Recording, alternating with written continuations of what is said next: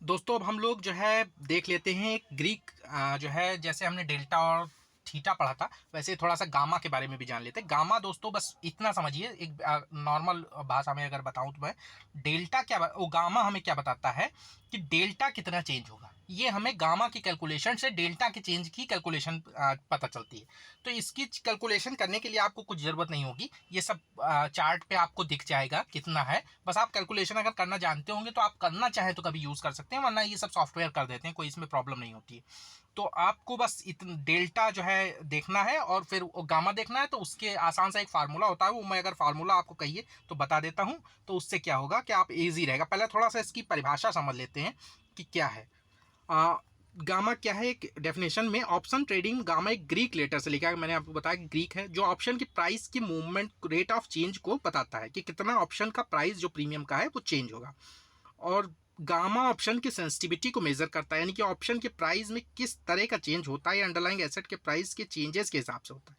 Gamma formula option के delta के derivative के रूप में लिखा जाता है। जैसे मैंने आपको बताया कि डेल्टा कितना चेंज होगा वो गामा बताता है, तो उसका डेरिवेटिव हो गया। जो मैंने आपको डेरिवेटिव का मतलब बताया था ना, जो किसी और से डिराइव होता है, जिसकी खुद की वो नहीं होती है।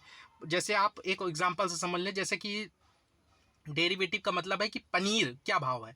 तो ये हमको जानने को मिलेगा जब हम दूध की रेट जान पाएंगे। ऐसा तो नहीं है कि पनीर आपको 500 रुपये किलो मिलेगी और दूध 50 रुपये किलो मिल जाएगा। वो डेराइव उसी से होगा ना कि दूध का भाव इस समय मार्केट में क्या चला है, तभी पनीर का दही का, तो वो दूसरे से अपनी वैल्यू लेते हैं। वही गामा का भी है कि डेल्टा परिवर्तन को दिखाता है, वो खुद का स्वयं का उसका कोई वो नहीं है। अब देख लेते हैं, जहां डेल्टा ऑप्शन के प्राइस मूवमेंट को अंडरलाइंग एसेट के प्राइस मूवमेंट की प्राप्ति की गई परिवर्तन रेट चेंज थोड़ा सा टिपिकल लैंग्वेज में है तो आप समझ लीजिएगा, लेकिन बताऊंगा अभी ऑप्शन उस पर एग्जाम्पल पे तो आप समझ जाएंगे।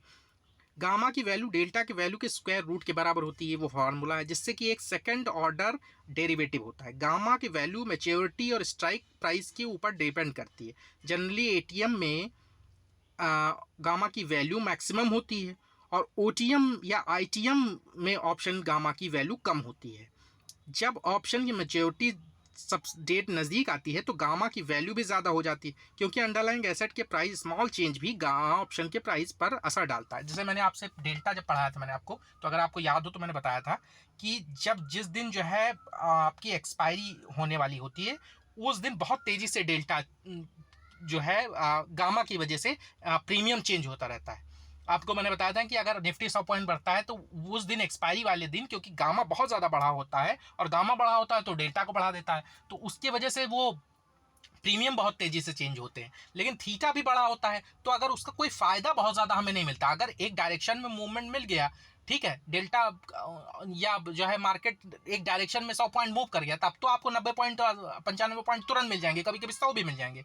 लेकिन अगर जरा सा भी 15 मिनट 20 मिनट आधा घंटा ऑप्शन वहीं खड़ा हो गया तो आपकी वैल्यू पूरी खत्म हो जाएगी थीटा की वजह से। तो एक्सपायरी के दिन भी ये रिस्क बहुत न लीजिएगा कि आप इसका गामा बढ़ा हुआ है तो लाओ मैं आज जो है एट द मनी ट्रेड कर लेता हूँ, मैं पैसा बना लूँगा। ये रिस्क बहुत ज़्यादा बढ़ जाएगा, जितना फ़ायदा नहीं होगा उससे ज़्यादा नुकसान हो जाता है।